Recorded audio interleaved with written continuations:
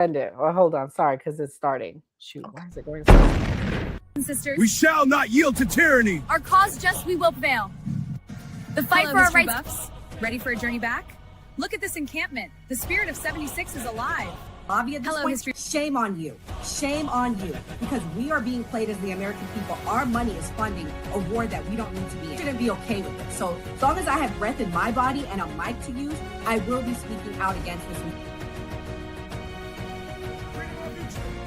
A true patriot savors these moments, but the fight for liberty calls. The economy, we have a global economy. That's why we're a number one economy in the world. I know that a lot of people want to paint the horrible view of America, but, you know, go live somewhere else and then tell me America's bad. Patriotism is all about. Look at these flags. They represent our fight for liberty. This is It is what so American. freaking crazy to me that we have an conflict with Iran before a single person from the Epstein files has been arrested on American soil. The hour our liberty is at hand. For freedom is brava. Brothers Yeah, I and was sisters. working, man, you know, but it's good to see Rippy out there handling business, man. And again, hey, there's a lot of black Trump supporters, man. I mean, it feels good to see them, man. So I'm...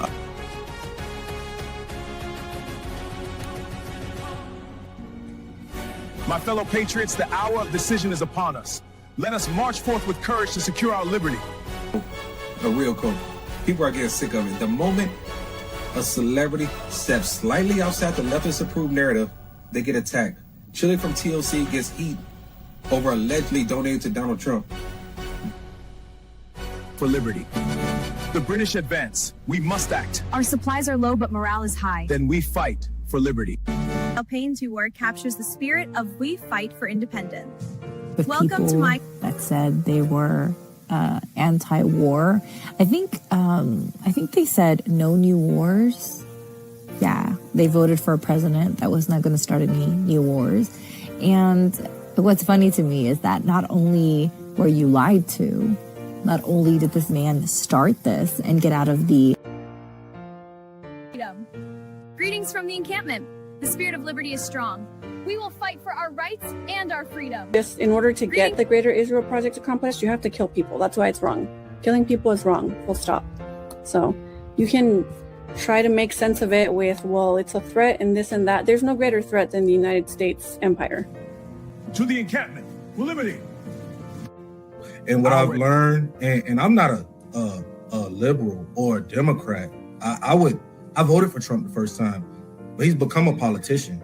He lies like all the other politicians. He deceives like all the other politicians. Endures through every change and challenge. We stand at the dawn of liberty, unshaken by the trials ahead.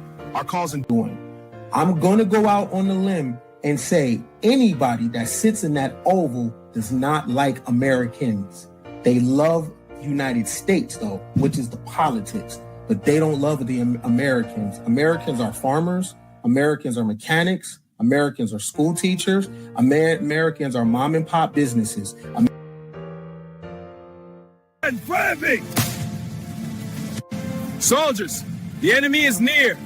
Not only do I love my FBA fam, my Black American fam, my Black people on code, you know, my people that's allies with us, as part of the fam. I love y'all. I love my country too. You feel me?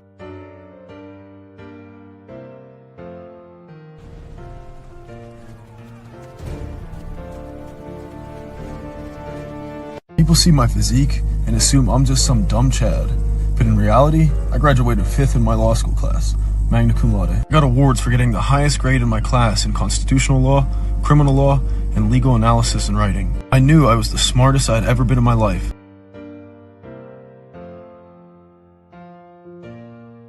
The cause to victory. To victory. These pastries are wonderful. Indeed, but we must stay vigilant. allegations about the FBI director in The Atlantic has landed the magazine in hot water, as Kash Patel files a shocking $250 million defamation lawsuit.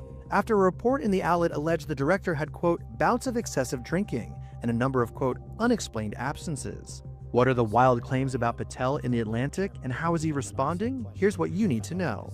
On April 17th, journalist Sarah Fitzpatrick published a scathing story about FBI Director Kash Patel in The Atlantic. Citing several anonymous sources, the story alleged Patel suffered from, quote, bouts of excessive drinking, which negatively impacted his leadership of the Bureau. Sources claim that Patel's meetings had to be rescheduled for the later half of the day because of his, quote, alcohol-fueled nights. According to the story, which Patel's lawyer later referred to as a, quote, hit piece, unnamed sources claim Patel was, quote, known to drink to the point of obvious intoxication, especially at private clubs, such as Ned's in D.C. and the Poodle Room in Las Vegas. The story also claimed that Patel's alleged excessive drinking was, quote, no secret. The report referenced a notorious video that circulated on X showing Patel partying and exuberantly chugging a beer with the USA hockey team in Milan, after the team bested Canada in a thrilling sudden death overtime win during the 2026 Olympics. According to NBC News, President Trump let Patel know he wasn't pleased with the director's behavior during the viral clip.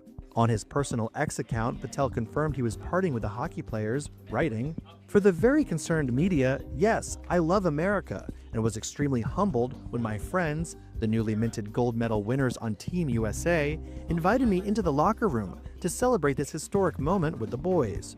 Greatest country on earth and greatest sport on earth." The Atlantic article went on to claim that members of Patel's security team had, on several occasions, failed to wake him up because of his alleged drinking. In one shocking instance, sources alleged officials made a request for SWAT team door-breaching equipment after Patel failed to answer the door. Sources told Fitzpatrick that they worried about Patel leading the agency during a potential domestic terrorist attack, and questioned whether alcohol was a factor when the director publicly shared misleading information during the Charlie Kirk assassination investigation. Jessie Banal, the FBI director's attorney, shared a letter on X that was sent to Fitzpatrick before her story was published, asserting that, quote, most of the article's claims about Patel were, quote, false, unsourced, and facially defamatory.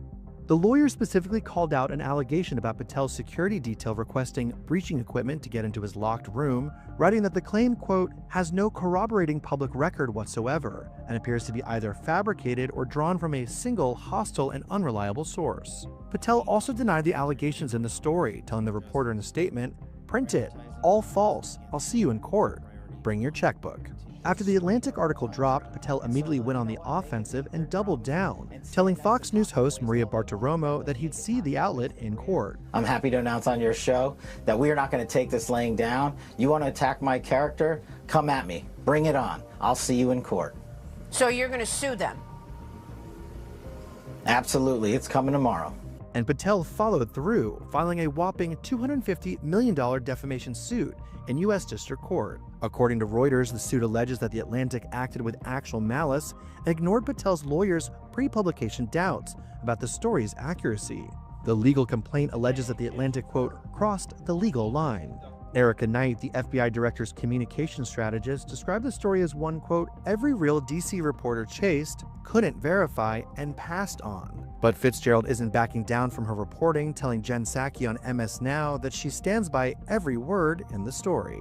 Patel's advisor, Erica Knight, called your piece fabricated stories. She said that every serious DC reporter passed on. Sarah Fitzpatrick and Jeffrey Goldberg printed it anyway. Lawsuit is being filed. What do you say to that? I say that I am a very careful, very diligent, award-winning investigative reporter with a history of award-winning work across multiple organizations. You and I, in fact, have worked together previously. I stand by every word of this reporting. Disclaimer. The views and opinions expressed on this panel show are those of the individual speakers and do not necessarily reflect the views or positions of this channel, its affiliates, sponsors, or production team. This content is intended for informational and entertainment purposes only. Viewer discretion is advised. We encourage respectful dialogue and critical thinking around the topics discussed. Party. Why I like the new party? Number one, it's a group of people that's on a panel. We all have differences, but we all basically still come together at the end of the day. The new party for me is about unity. The new party for me is about educating people to the truth, letting people know what's been going on in our country. With that being said, shout out to the new party, man. We're going to keep it going with y'all.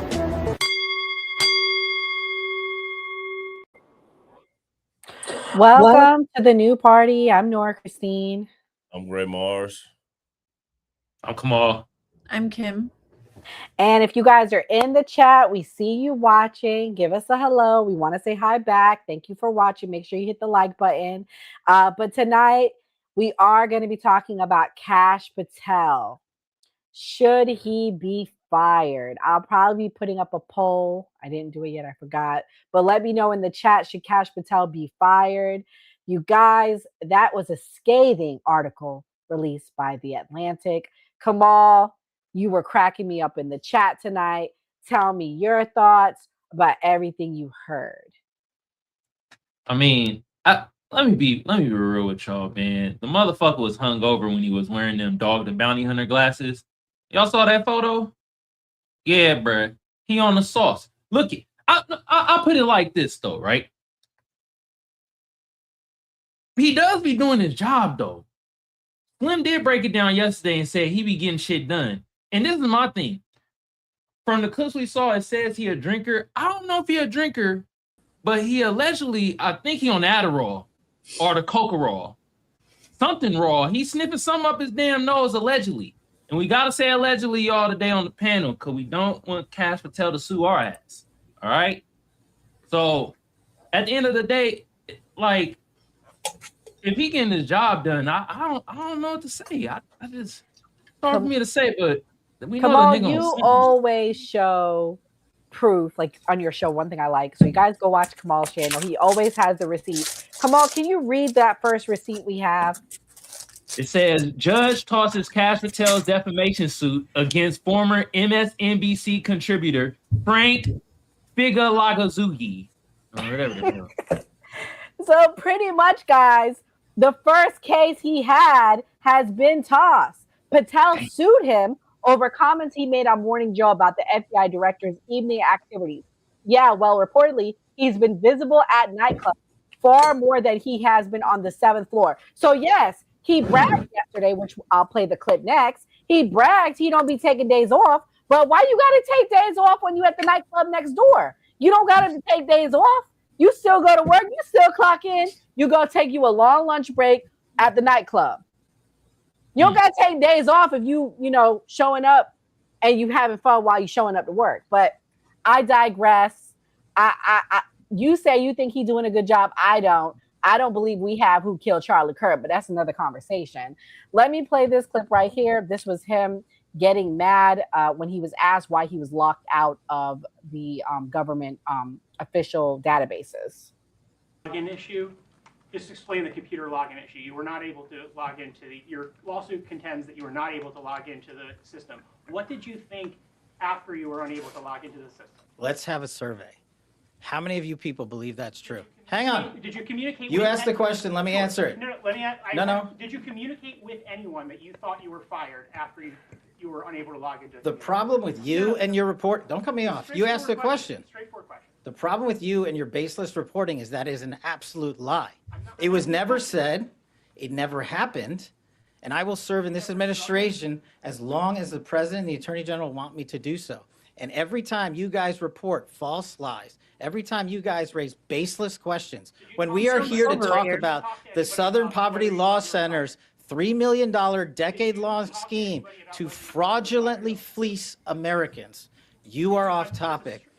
Straightforward question. Did you talk to anybody about whether you thought you The were simple answer to your question is you are lying, and every time you do so, I've answered your question. It's simply as follows. I was never locked out of my systems. Anybody who says it, anyone that says the opposite is lying. Thank you.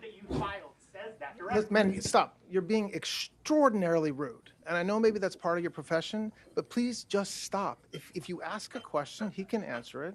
And then, wait, now you're interrupting. You muted.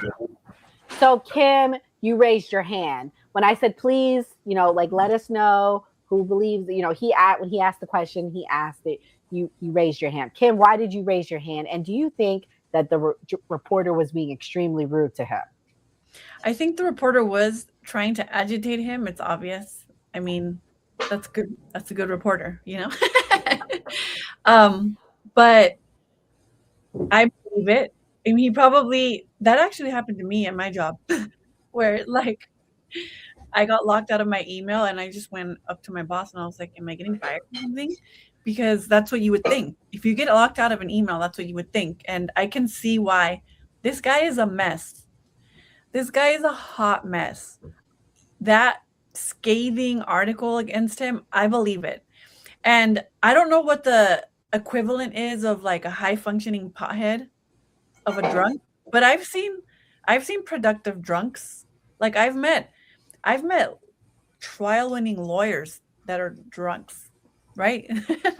Or cokeheads and Adderall. Yeah, I've met people who are on Adderall, but they're productive and they're high functioning. I didn't know that. I guess you said that he's still doing his job or getting stuff done. I didn't know that. I mean, is he still getting the job done? More importantly, is he doing what Donald Trump wants him to do? I don't think so, because he looks stupid. And there's rumors of him already about getting fired because he looks so stupid.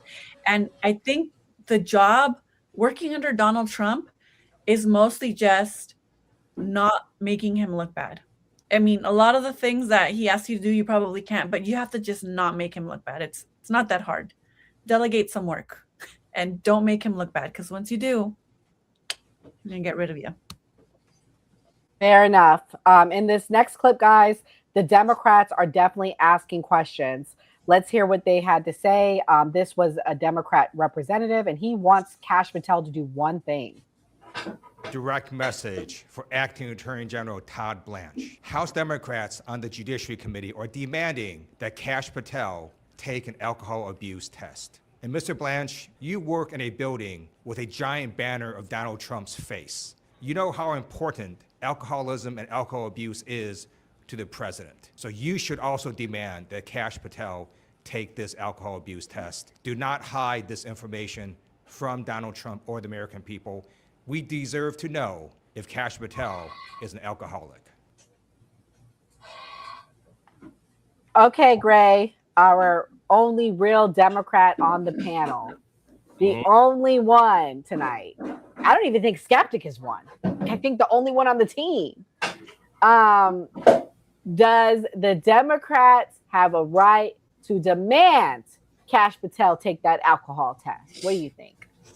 Well, as someone that was kicked out of the military for failing a drug test, I think any government employee should be tested because that's just how it is with the government. As far as him saying that, him coming in and acting like he got fired, I was in the same situation. I took a drug test and I knew I didn't know anybody. I can go, Doc or somebody was there and I could be like, hey, bro, pee in this cup for me real quick, blah, blah, blah. I wasn't in that situation, so I couldn't talk to anybody. So I knew I was screwed. So I had to pee. And then when I came to work, everybody was looking at me whispering like, shh. I'm like, oh, I'm screwed. I'm screwed. And one of Nora exes was there and he was looking at me like, but he didn't tell me anything. So I'm just like, okay, I got to come up with a plan. Yeah, he ratted on you. He tried to save himself, but in the turn, all he got was whatever. But yes, he ratted on you. He got some stuff from me, but it is what it is. So I already kind of knew. But unlike Kash Patel, I did freak out. I went and I sat down. I said, hey, it is what it is. This is about to go down. And then I walked in a room and they had me surrounded by people. And I was like, hey. You okay? Yeah. I went to Cali one weekend and that's what happened. And they was like, no, you're a regular smoker. And I said, okay. And we talked about it and that's what happened. But as a government employee, you have to pass a drug test and you have to be able to do your job. If you are doing drugs, they're going to think you can't do your job. Or if you're drinking, if you're doing all types of stuff, but drugs specifically. I don't know about alcohol. Fair enough. But this clip explains a little bit better, and then we'll get Mia in here to comment. This is them explaining why they want answers. On the House Judiciary Committee have sent a letter to FBI Director Kash Patel requesting information after The Atlantic published a scathing report alleging excessive drinking and concerns about his job performance. The article claims meetings had to be rescheduled at times because Patel was drinking heavily the night before. And it said on multiple occasions members of Patel's security detail had difficulty waking him because he was seemingly intoxicated. Patel is now suing The Atlantic for defamation, calling the allegations categorically false and demanding $250 million in damages. I've never been intoxicated on the job, and that is why we filed a $250 million defamation lawsuit. And any one of you that wants to participate, bring it on. I'll see you in court. The Atlantic is standing by its reporting, calling Patel's lawsuit meritless. All right, Mia, should he be fired? What do you think? I mean, that's for Congress to decide. All Congress needs is a simple majority vote. 218 of them can decide to bring articles of impeachment against him. And then 2/3 of the Senate can decide he's not doing his job and they can impeach him. People forget that we can impeach these people just because Donald Trump bequeaths them the crown of whatever sector they are heading. We can remove them. And if the government feels like he's not doing his job, then they should remove him. I mean, I believe The Atlantic. This is very classic. Super high number, scare tactics. They want to settle outside of court. But I believe The Atlantic wants to do they want discovery. And he doesn't want that. He does not want discovery because he's going to have to turn everything over. And the records for the government are pretty impeccable. So, I mean, I hope it plays out because every keystroke, everything, all of the videos, everything. You think The Atlantic can't afford the best team of lawyers in the country? I've seen the government's lawyers. They're not that good. I've watched them try to go in front of the Supreme Court and argue. They're not that good. The Atlantic should take this all the way to hell, and they should drag Kash Patel with them. I can't wait for the discovery. I bet Kash Patel will drop it. I'll bet Trump will fire him, if anything, before this could get to trial.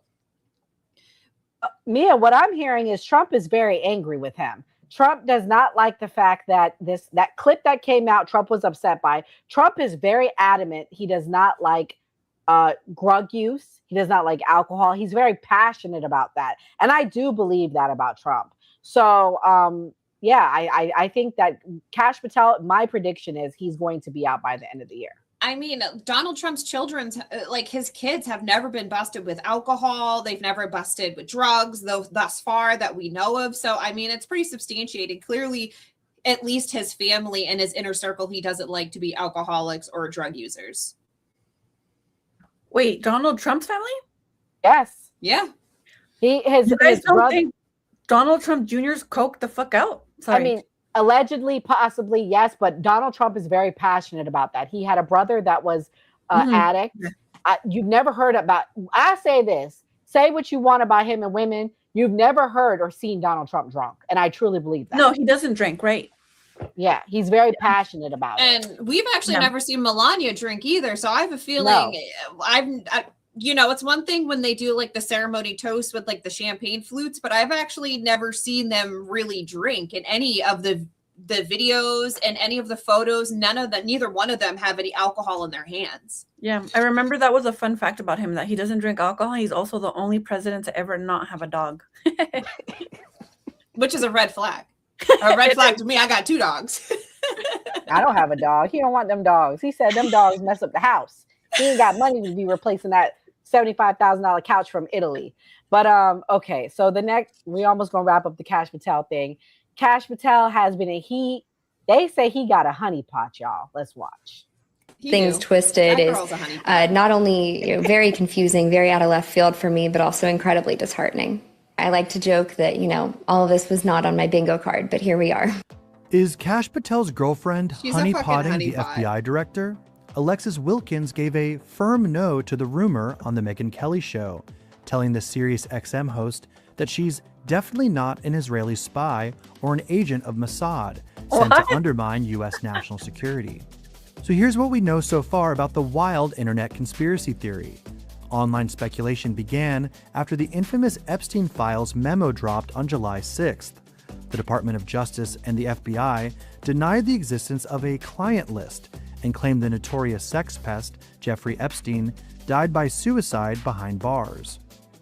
But it only further opened a can of worms for President Trump and apparently Patel's much younger girlfriend. Conspiracy theorists zeroed in on Alexis Wilkins, a country singer who was born in Arkansas and began dating Patel 2 years ago. One thread made the leap that Wilkins is a spy because she once worked for PragerU, a conservative nonprofit. The CEO of PragerU, Marissa Strait, previously served in the Israeli army. Another troll incorrectly claimed Wilkins was Jewish. And you've never lived in Israel. You're Christian, as far as I can glean. Is that true? That is true. Yes, I am Christian. Okay. That's been the most interesting thing is you find out things about yourself that you've never put forth and have never, believed in your life and you read them on the internet. But yes, I am a Christian. Further stirring the honeypot, Wilkins is 26 and Patel 45, and their 18-year age gap has raised eyebrows, although it's certainly smaller than the 49-year age difference between football coach Bill Belichick and Jordan Hudson. Wilkins also cleared the air on how she met Patel, telling Megyn Kelly that it was at an event at a friend's house in Nashville in 2023, long before he was named head honcho of the FBI. She said they weren't set up and they just happened to meet. As interest and scrutiny in their relationship builds, Wilkins called the FBI boss fantastic, honest, and patriotic, and even said that she absolutely wants to see more Epstein files released. In recent years, U.S. officials have been targeted by alleged honeypot traps set by Russia and China. In 2020, a blockbuster expose from Axios revealed high-profile Democratic Congressman Eric Swalwell from California had cozied up to a suspected Chinese spy by the name of Christine That's what Fang. they said? I seen prettier Chinese bitches. They couldn't have sent one of the hot ones. They said that girl, nah. In Beijing, she's like a 2. Maybe she's smart. Right. And Asian women, they have, they're very demure, that's what I hear. Some beautiful Asian ladies, and that girl was not it. I mean, if you're gonna commit treason against your country, get a 10, get a Beijing 10. Don't get a random San Fran 2. Get a Beijing 10. Like if you're gonna do it, get a beautiful one. That girl was not that cute. I've seen way hotter Asians. I work with way hotter Asians. Well, he's not playing about that girlfriend, y'all. Okay, while we all chime in here and we talk, I'm gonna let the fellas get in here about this topic. Do y'all think she's good looking enough to be a honeypot? Kamal, would she trap you if you didn't have a nice, beautiful girlfriend? First of all, what the hell is a honeypot? I've been wanting to ask that. I'm Okay.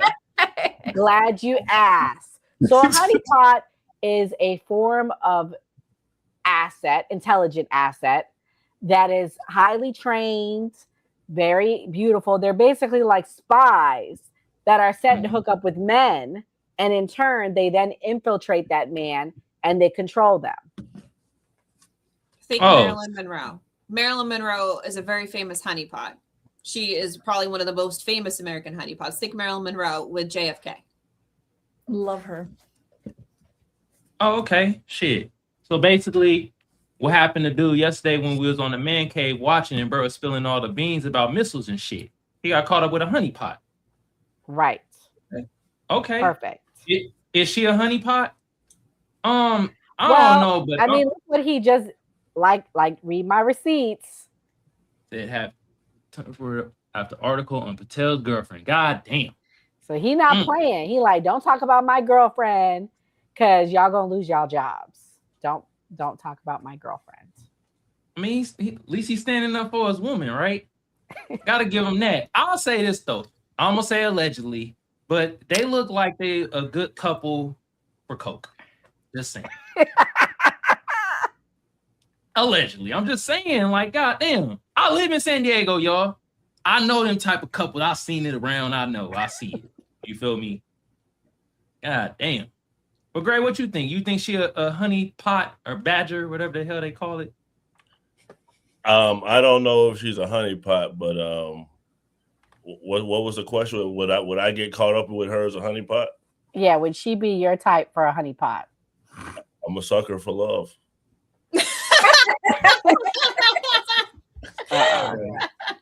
Come on, bro. So that's a yes.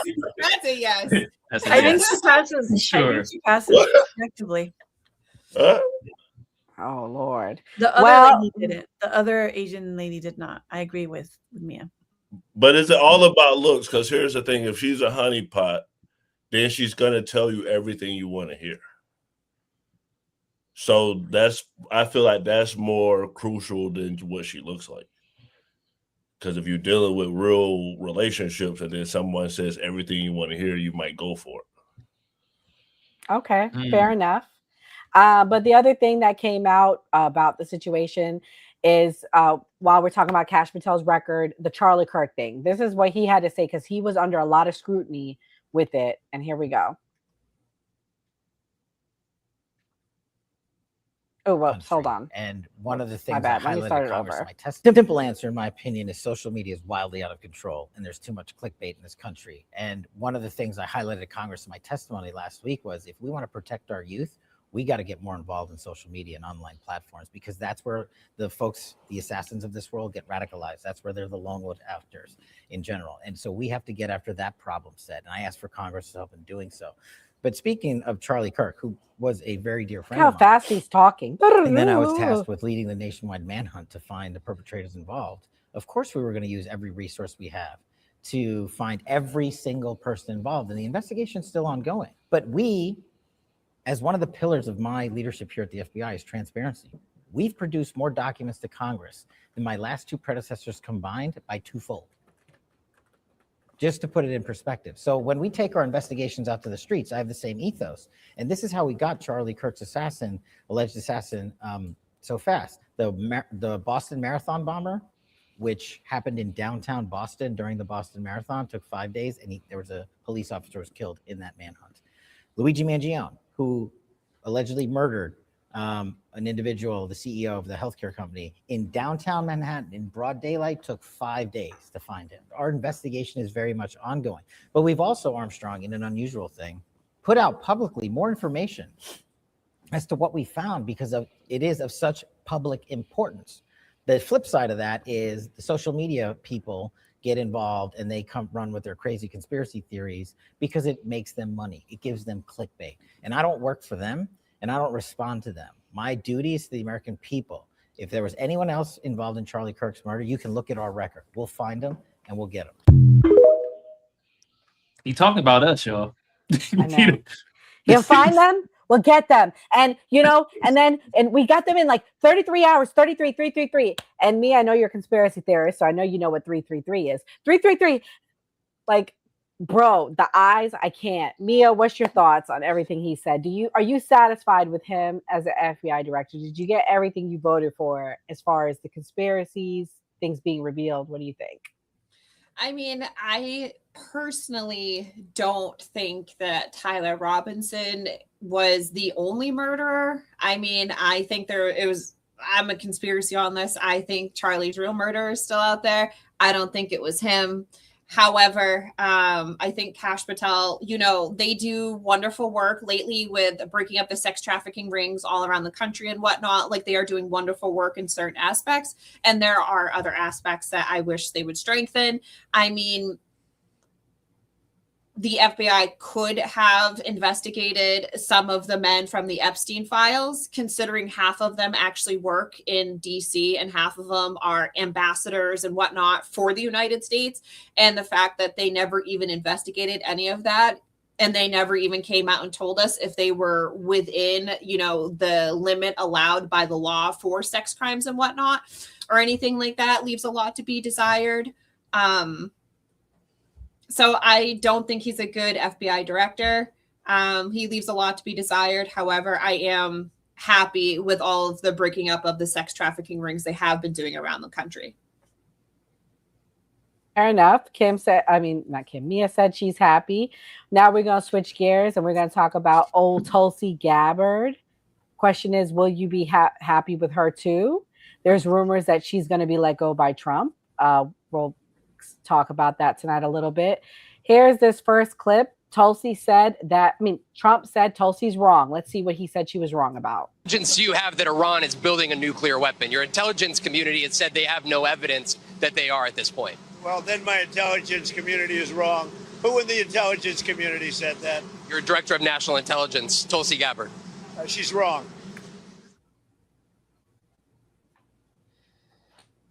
Kim, he said she's wrong. Is she out? I think that he is. I saw online that there's a rumor that she needs to be out before the midterms. Tulsi Gabbard, if you're seeing this, you should come out swinging. You should go, take the whole system down with you. I don't know, leak something, burn the shit down to the ground, whatever it is you need to do. What a fall from grace. I was a big fan of her when she stepped down as DNC chair to endorse Bernie. And she was supportive of that lawsuit against the DNC and Debbie Wasserman Schultz when they literally rigged it against him, the primary against him in 2016. And thereafter, when she took down Kamala Harris in the 2020 presidential debate, she had a lot of potential. And then she doesn't know where she's not principled. She doesn't know what she stands on. And now we see that. I think it was Joe Kent was under her. He's the one who resigned and is blowing the whistle on the war in Iran. I don't know what side she's on. I don't know if she's in on the inside doing the Lord's work. Maybe she's meticulously leaking things that we need to know. Maybe she's preventing anything bad. I don't know, but it does sound like they do want her to go, because why I think they want her to go is because Donald Joe. They're one and the same now, right? Joe, him, Trump. The same puppet, the same Yes. coins. So Donald Trump had tasked her to find some of the supposed election fraud and election loss, which is also tied to Nicolas Maduro. They're going to try, I think, to get him to admit to some type of interference in exchange for, I don't know, his life, I suppose. But I think that's why they want her out. The timing as to before the midterms, I don't understand. If somebody could explain that to me, but I would love to see her can go explain down it. like Joe Kent. The reason why the timing is with the midterms is a lot of Republicans feel like we did not drain the swamp. You did not wear the mass firings. And she, as the intelligence asset, was supposed to be digging up, to your point, and finding those things. And none of that has been done. So Trump can then say, we have this mole here. She's not really for us. We got her out. Now we're going to bring this new guy in. Come back, vote. And we promise you your vote will be for not. And we're going to drain the swamp with this new person. Mm-hmm. Ah, okay. Well, yeah, that's interesting. One of the biggest criticisms against the war in Iran was her reporting that Iran was not building nuclear weapons last year in March, I believe is when it came out, and that Iran posed a no threat from the director of intelligence. So I can see why that maybe also might have something to do with it. Why are you making us look bad if why would you do that? But that's half of it. The other half of it is I discovered tonight she's under investigation, guys. I didn't know this. What? Maybe Mia might have known. I'm gonna play it and then I'll see if anybody else has heard of it. Here we go. Details for you about a whistleblower complaint containing allegations related to Tulsi Gabbard. A senior U.S. intelligence official and the whistleblower's attorney say the complaint contains highly classified details about an intercepted call between two foreign nationals. They were reportedly discussing a person close to President Trump. CBS News correspondent Natalie Brand brings us more on this news item from the White House. Good morning, Natalie. What is the reaction to this complaint and how is Gabbard responding? Yeah, good morning, Errol. DNI Gabbard is pushing back and denying any wrongdoing, but congressional Democrats are criticizing the months-long delay in getting or learning of this complaint and also questioning her ability to do the job. Now, the whistleblower complaint, which was filed back in May, alleges Gabbard restricted the information for political reasons, political purposes. We don't know many more details about the intercepted call itself because it is so highly classified. But analysts, according to an intelligence official, say they could not determine whether it was merely gossip or intentional misinformation. But the whistleblower's attorney alleges that Gabbard bypassed typical NSA distribution of this type of material and instead took the information to White House Chief of Staff Susie Wiles. Now, top congressional leaders learned of the timing just this month, around 8 months later, and that has top Democrats on the Senate and House Intelligence Committees extremely concerned about that delay. Here's Senator Mark Warner speaking to Face the Nation. I do not believe that Director Gabbard is competent for her position. I don't believe that she is making America safer by not following the rules and procedures on getting whistleblower complaints to the Congress in a timely fashion.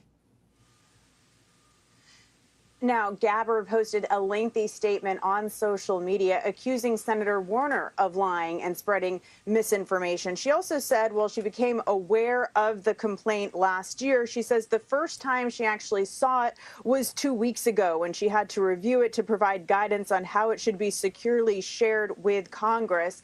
CBS News has also reached out to the White House for an official statement on all of these new developments. We're waiting to hear back, Errol. Quite remarkable. Natalie Brand with the latest on that. Natalie, thank you. Okay, guys. So pretty much what I'm seeing here, like in my investigation, is that she found out in an NSA intercepted conversation between two foreign nationals that possibly linked to foreign intelligence agencies. I'm sure you can take a guess who Susie Wiles is connected to and what side. I don't know if you guys heard the news. But discussing a person close to President Trump. So instead of her reporting this the way she should have, she pulled Susie Wiles to the side and she says, Susie girl, I found this out. And that's not just how the way things are done. Gray, as somebody that served in the military, thank you for your service. What do you think about these side dealings and things? I mean, you brought up a good point, honey. They made sure they threw the book at you when you broke the rules. What do you think? What do you think about this? No, I got off of it. I got an honorable discharge, just so everyone knows. Like, I wasn't kicked out; it was all honorable. But I'm not surprised, like you saying that it's backdoor deals with foreign intelligence officers and all these types of things. That's basically how the government works, and people also do that for personal gain. I know somebody personally who went to jail for some time, and they were selling like the supplies that come in like a whole Connex.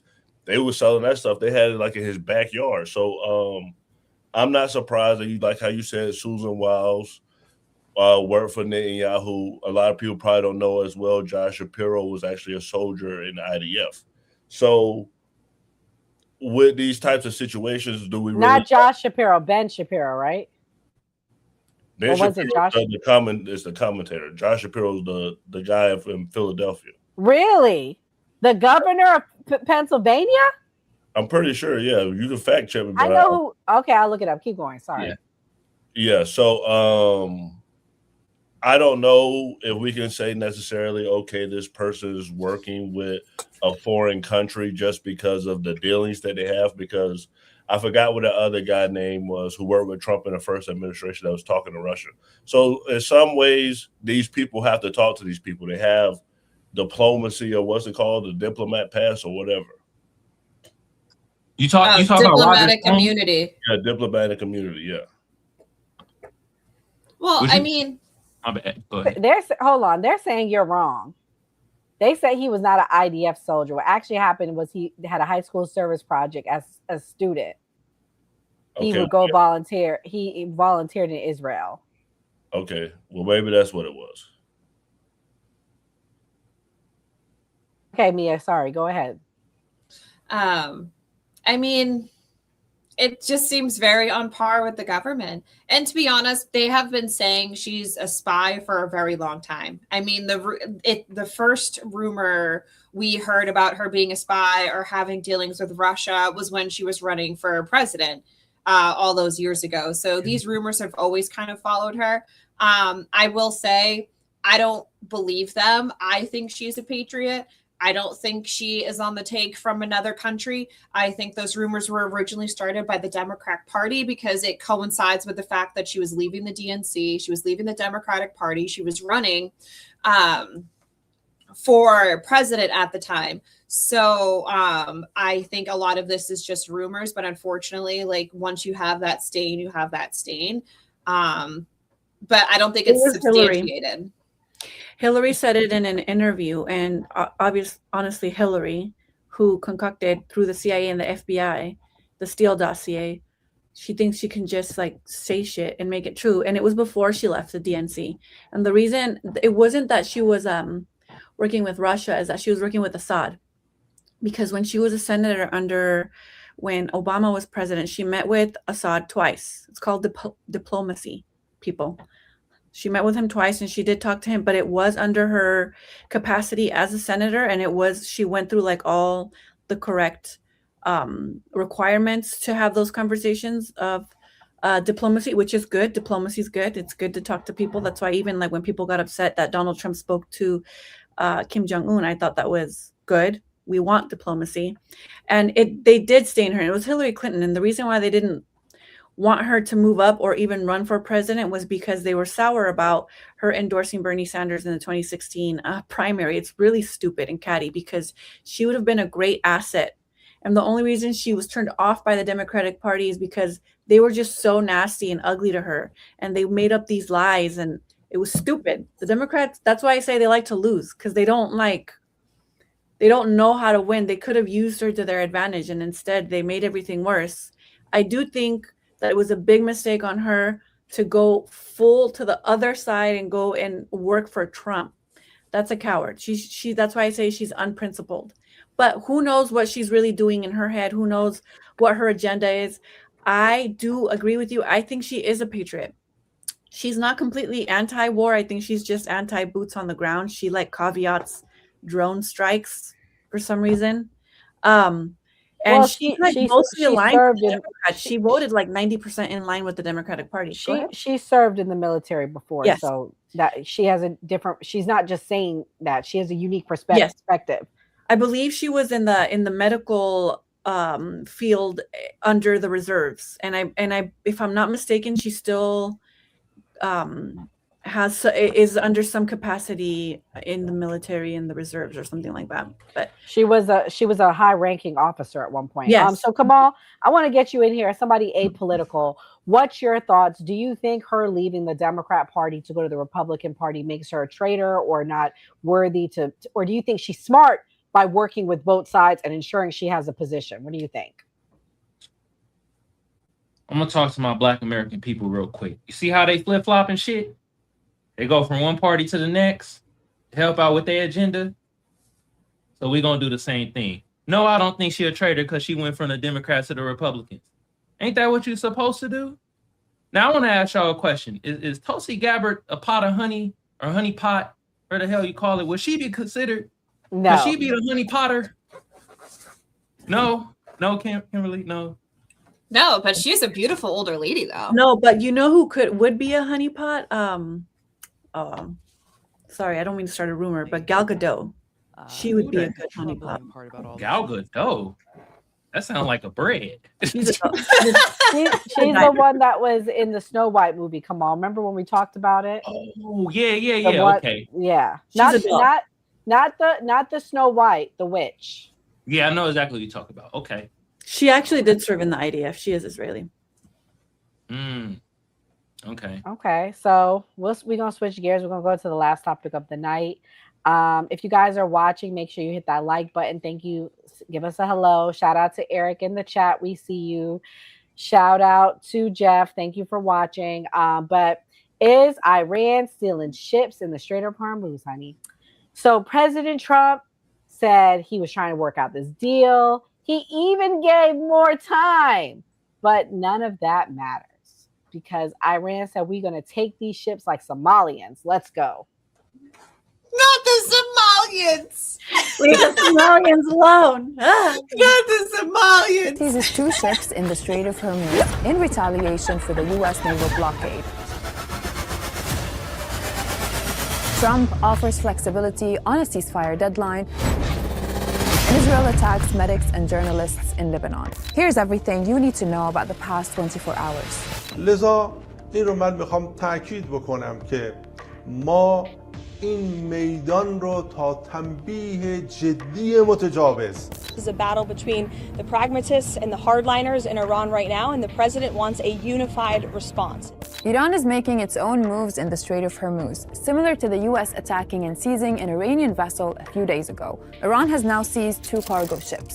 The Iranian military released footage of the operation and is threatening to attack more vessels in the area. This video and the timing of the incident is about sending a message that Iran can and will tighten control in the Strait unless the U.S. naval blockade of Iranian ports is lifted. The capture happened hours after U.S. President Donald Trump extended a ceasefire, but he maintained the blockade aimed at strangling Iran's economy. Iran's lead negotiator, Mohammad Bagher Ghalibaf, says reopening the Strait of Hormuz is now impossible with such flagrant breaches of the ceasefire. The standoff in the Strait is severely threatening a second round of talks in Islamabad. But President Trump says both the ceasefire and blockade will remain in place until a deal is agreed. President Trump announced an extension of the ceasefire. He's maintaining and generously offering a bit of flexibility to a regime who has been completely tarnished because of Operation Epic Fury. But despite the flexible deadline, reports are emerging of at least 3 Iranian tankers seized by U.S. forces in Asian waters. And the Pentagon has released footage showing its forces boarding a sanctioned tanker in the Indo-Pacific region. Now, just as the Navy is bearing the brunt of U.S. war operations, Pete Hegseth has sacked the Navy Secretary, John Phelan. No official reason was given, but he's the latest high-ranking military leader to be removed during the war. It comes just weeks after the Army's chief of staff was forced to step down. Despite the shakeup at the Pentagon, the White House says Trump is satisfied with the naval blockade, but vessels are getting through. At least 34 tankers with links to Iran have bypassed the blockade since it began, according to the cargo tracking group Fortexa. That's equivalent to 10 million barrels of oil, but that's a small figure compared to before the war, when 15 million barrels passed through the Strait of Hormuz every day. The other crucial issue is the truce in Lebanon, and the prime minister there is accusing Israel of war crimes after it attacked journalists and medics in the town of Atiri. The Al Akhbar reporter Amal Khalil was killed and her colleague Zainab Faraj was seriously injured. Israeli forces fired on medics and rescue workers trying to help them. Hezbollah says it wants it back and has again fired at Israeli positions. Those are the latest attacks in a wider war that is far from over. That's all from me today. Stay with us on Al Jazeera for all your developments in the war on Iran. Okay, so we got some pirates. They done called it the Somalis. The Somalis taught them the way. They should. You know what? That's what y'all get. Kamal, I'm talking to you. Mia, I'm talking to you. Y'all, mainly Mia. Mia, you made a lot of videos about the Somalis.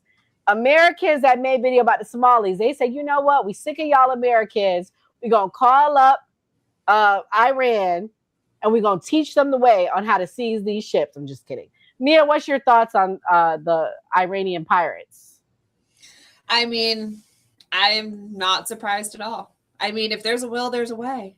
And they're the ones that laid those sea mines, so they know exactly where to go and what to do and how to sneak out of their own area. I mean, and a lot of people don't understand. So they're saying, 30 ships got through, but it's like ships all the time turn off their tracking GPS transponders. So we don't really know how many ships are actually in the Strait of Hormuz. The Chinese ships all the time keep their transponders off, especially when they're fishing in protected seas like Patagonia and whatnot.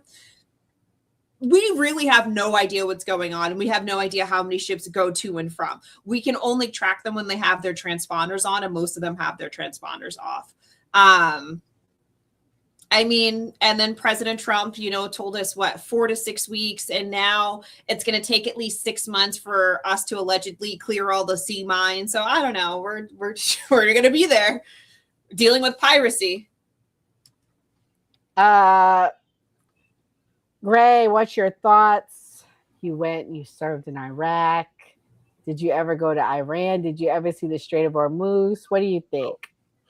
Iran wasn't being talked about back then. Iraq was talked about. Afghanistan was talked about. What do I think as far as the pirates or? Yeah, what do you think about all this? You think Somalia went and go help them? I'm just kidding. But seriously, in all seriousness, it appears they're getting some sort of help. President Trump today said in a White House press briefing, what do you think about China giving weapons to Iran? He said, that's fine. I don't care. He's like, everybody helps their friends. So what do you think about his answer and about all of this? Well, I'm a Floridian, and so Rick Scott is a big name here. He was the senator for a long time, and he was being interviewed, and he said it doesn't matter if we lose the Iran war, because if they can affect China's economy and the oil be affected, then China's going to be affected regardless. So it seems like the end goal is to hurt China. That's what. Can I, sorry, two little things. China can just come back to us and say, pay us our debt. We bought a lot of your debt after the 2008 recession. Pay us, motherfuckers.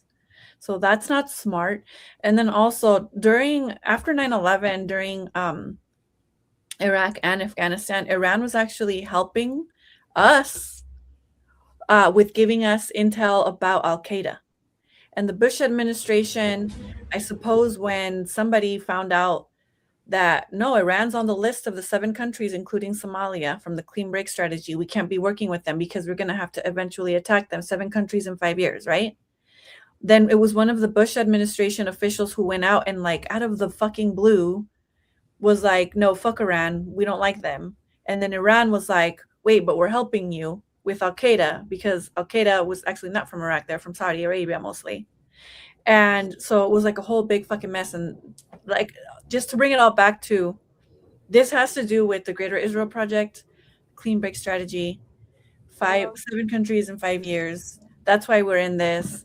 And the rich are going to stay rich. So, I mean, there, even like earlier today, Mia made a comment, and always just to remind us back to, like, you know, what the real truth of the matter is. Always, it's always a wealth distribution. They're just redistributing themselves all of the freaking wealth while we get crumbs. Let me say this, that is half of it, but Iran really has been helping terrorist groups, whether you think that they're terrorist groups or not. And I'm very critical of Israel. So what I'm about to say is somebody who's very critical of the things that Israel has done, but they are funding Hamas, they're funding Hezbollah, people who we as Americans, United States, our intelligence agencies consider as terrorist groups. So that was why, now I don't agree with us inserting ourselves necessarily and causing the situation we're seeing, but I do agree with the Trump administration to weaken them if they were doing that. And they have been found to do that. And many countries around the world are happy that this is happening because Iran is a problem. And I just want to say that it's not, yes, it does benefit Israel, but to some extent, but it also benefits our Gulf partners, because a lot of them, they don't like Iran. They want Iran gone. The problem is Iran has been around for 30,000 years for a reason. Right. I will say, so since 9/11, there have been many terrorist attacks in the last 30 years on our beloved country. None of them have been from Iran on our country. Iran poses a threat to Israel because Israel is expanding their borders, and they do fund terrorist organizations like Hezbollah. I understand that. But also, just as a reminder, I've said it on here before, the only reason that Hamas won in 2005 was because Benjamin Netanyahu and the Likud party allowed for the facilitation of those funds to fund the militant group Hamas so that they would win that election, because they didn't want the Palestinian Authority to win, because he was caught in a hot mic saying we want them to win because then they're going to attack us and that'll give us a reason to go in and finally, you know, do what we have to do. So, I mean, I'm not saying Iran are good. I do. They are tyrannical, right? I don't know any Iranian who defends the IRGC. Unlike like with Venezuela or Cuba, where you do get like at least, you know, a left-right leaning diversity of opinion. But personally, like even just like on the news, like I don't know Iranians who really support or supported the IRGC, because after we attacked them and martyred their religious leader, now they all went out after and protested against the United States, because nobody wants intervention, and nobody should want intervention because it never ends well. Yeah, I hear all that, but what I'm saying is, Israel is half of the story. I agree with you, but our Gulf partners is the other half of the story, and Israel's not the only one pushing President Trump to keep this going. It's our Gulf partners are pushing it as well, and we have American businesses and American interests in the Gulf, and people don't understand that, and they don't realize that. At this point, I think we're so far gone. I think President Trump put himself in a pickle he can't undo, but you can't just walk away and say, bye. We don't, we're not going to be involved. No, we got to have some sort of deal and resolution now because of how deep into this we are. Well, that's why when he declares victory, I'm like, let him win. That's fine. We won. Everybody hooray. Like, well, I mean, if you follow the money trail, Saudi Arabia and Israel have teamed up, and their goal is to remove all of the other players from the chessboard until it's just them two, and then they're going to fight it out in the final battle. That is the goal. You follow the money. That is what the money tells us. The Saudis are working with the Israelis because the enemy of my enemy is my friend, and they want to remove all of the other chess pieces in the region. Literally, that is the money trail that leads right to the White House, right to the president's own family, to our venture capitalists, to the billionaires here, all of it. So the Saudis are playing the waiting game. They're funding the Israelis as well as we are, because they want to be the last person standing with Israel so they can fight each other at the end. Yes, and that's why with the first Trump administration, the Abraham Accords were bad. It was not a peace deal, and it led and it paved the way to the position that we're in now, which is bad. And also, the Gulf states, our friends, they're not good people. I always use them as an example when people falsely say we're over here spreading democracy. No, we're not. We're friends with Saudi Arabia and the UAE. And no, and I fully agree with you, Kim, but I want to tell the full story because it's not just Israel pressuring him. And I think that that's being missed too, because we got to call it all out. Not only do I think we should cut off from them, but we need to cut off from those Gulf countries too. But the reality is I don't think we're going to be able to, because of those AI data centers that they're putting up there, and it benefits us. But wait, I have one last thing I want to play. This is a clip. This was our girl, Carolyn Levitt. And interestingly enough, Mia said it's her last day or something weird today. I'll let Mia talk about it after. But this is what she had to say about the Iran ships. Which remains as the White House slams the regime for seizing ships after opening fire in the Gulf. These were not U.S. ships. These were not Israeli ships. These were two international vessels. These two ships were taken by speedy gunboats. Iran has gone from having the most lethal navy in the Middle East to now acting like a bunch of pirates. Yeah, they call it the Mosquito Navy. President Trump telling Fox he's in no rush to get a deal done after extending the ceasefire. Quote, he says, people say I want to get it over with because of the midterm. Not true. We want a good deal for the American people, adding the blockade scares Iran even more than the bombing. Okay, Kamal. What's up with the ski mask, they're asking? What do you think about what you just heard? Am I right? Is that giving you Somali vibes? What do you think? Look, first of all, Frank, the reason why they wearing ski masks is so they don't get water on their face. All right? Leave them the hell alone. or maybe all right? You know what I mean? That water cold. So, second of all, y'all missing the point, all right? This is why we need Tulsi Gabbard. She got the X-Men Storm hair going. If she would have been out there, she would have stopped them pirates from doing that shit. You feel me? God damn. Where is Tulsi Gabbard when you need her? All right. But I will say this, though. It seems like this is creating like a black market. Hello, Greg. Greg, look at you know what, Juicy? Water don't get in his face. All right. See? Ski mask. Yeah. Do you guys know the song by Juicy J? Gun plus a mask equals cash. I never heard That's that. what they're doing. A gun plus a mask equals cash from Juicy J. Man. But I will say this though, and I don't know if y'all agree with it, but it seems like all this happening is creating like a black market, and this is what happens in black markets. True. Right. So, but hey, Kimberly, let's prepare ourselves because goddamn gas gonna be like $8 before we know it. Oh my God, I just filled up again today and it's getting worse. I'm like, what's going on? Like, it's so, oh man, we're probably not even halfway there. Oh my God. Yeah, forget all you people from the East Coast and with that good $3 gas and shit. All Our right? gas went down, and then it was going down. We were down to $3.88 last week. Damn. You know what? I don't want to hear no more about gas, y'all.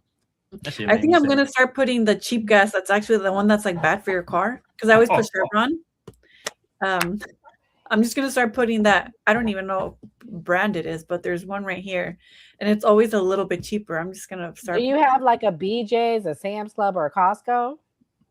My mom has Costco. I would go and get gas from there. That's where I've been getting my gas from. That's where my mom fills up at the Costco. Mm-hmm.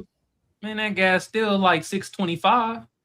It's crazy. In Cali is crazy. You know, I did grocery shopping today, and milk at Walmart went up over $1. So I mean, we're already starting to see like dairy products are up at least 30 to 40%. I mean, eggs are going to be up as well. I mean, all of it is like it's going to be a little trickle down effect that, and you know, of course, we're not going to be able to get any relief from the feds. Yeah.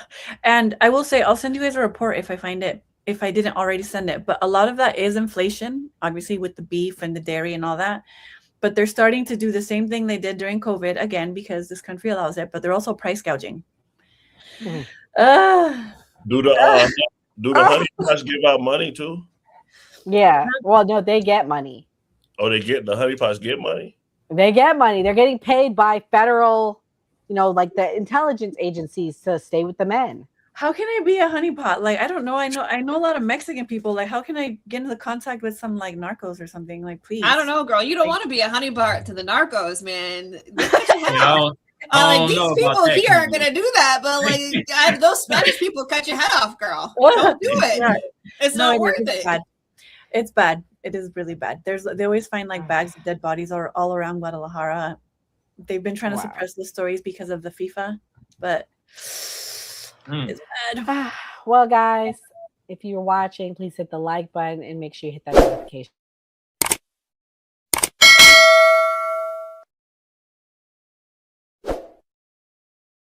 Man, hold on. Meta, that's cap. There's no way in damn world you driving 80 miles to work and 80 miles back. That's 160 miles, bruh.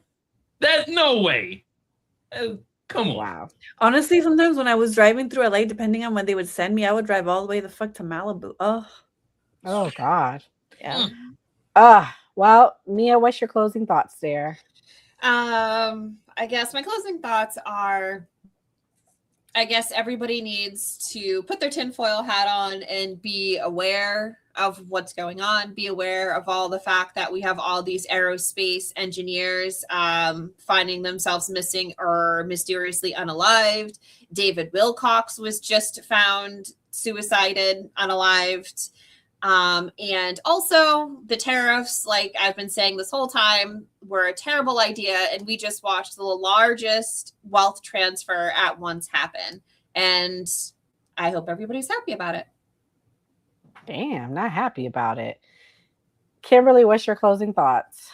We really do need a MAGA here because I would love to know what the cope is now. I don't even know what the cope is now. I don't see it on my algorithm now. Are they still coping?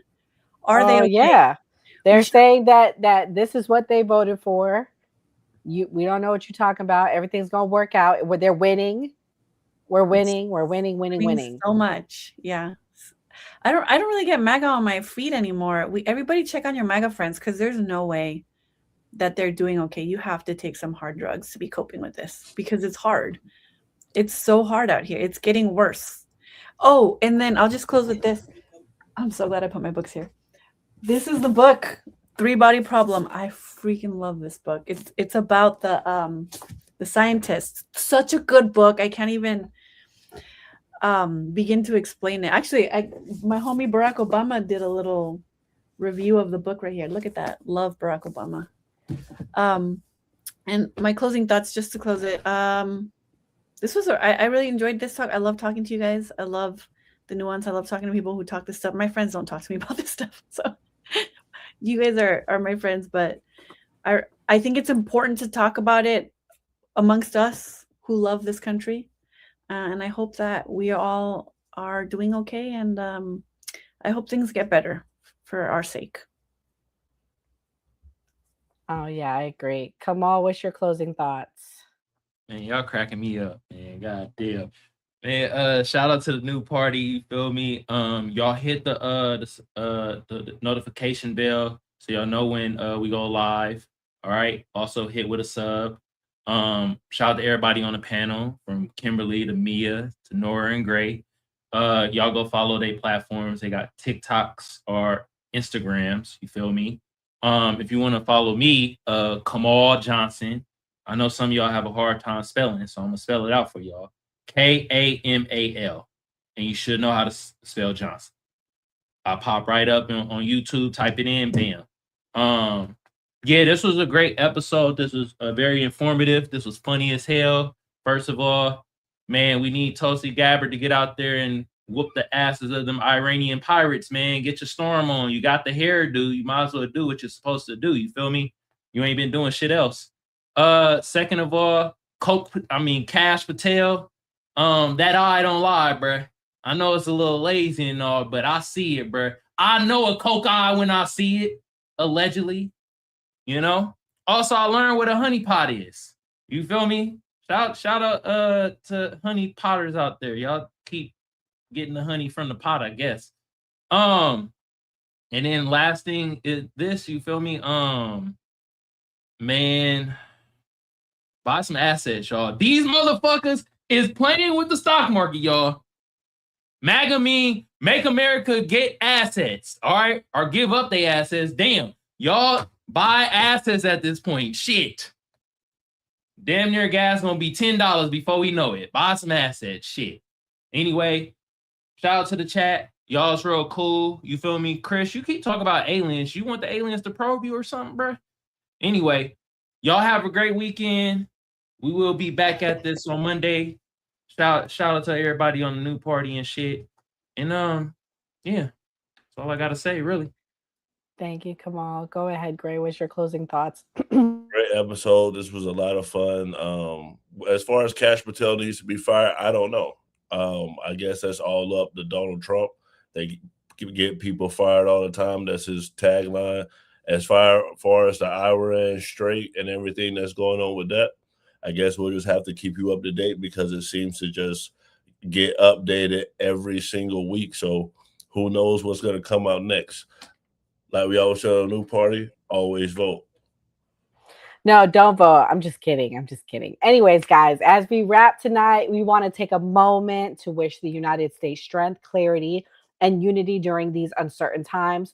With rising tensions in the Middle East, our thoughts and prayers are with the brave men and women serving our country overseas.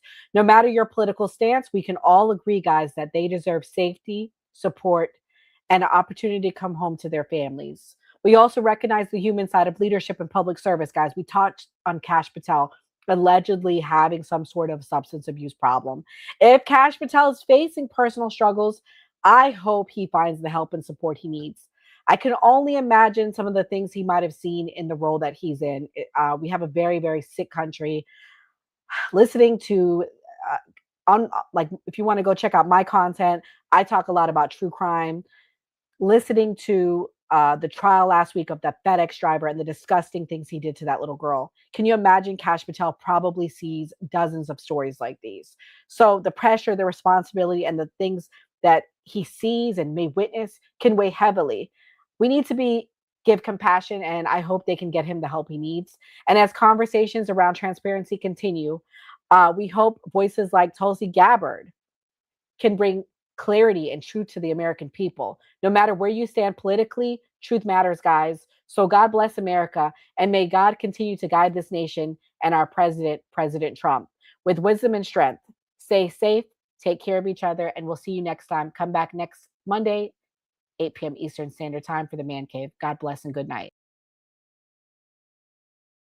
history buffs. Ready for a journey back? Look at this encampment. The spirit of 76 is alive. Freedom of future. A true patriot savors these moments, but the fight for liberty calls. To the encampment for freedom of future. For liberty. This is what American patriotism is all about. Look at these flags. They represent our fight for liberty.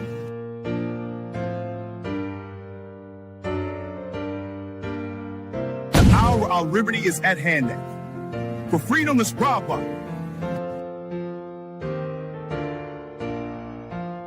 Secure our liberty. My fellow patriots, the hour of decision is upon us. Let us march forth with courage to secure our liberty. Welcome to my colonial home. Today, Del Payne's U work captures the spirit of We Fight for Independence.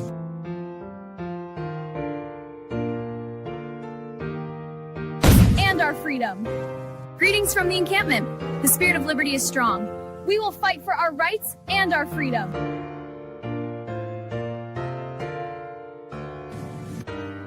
Hour is late. You must enact.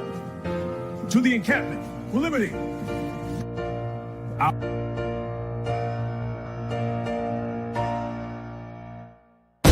Through every change and challenge. We stand at the dawn of liberty, unshaken by the trials ahead.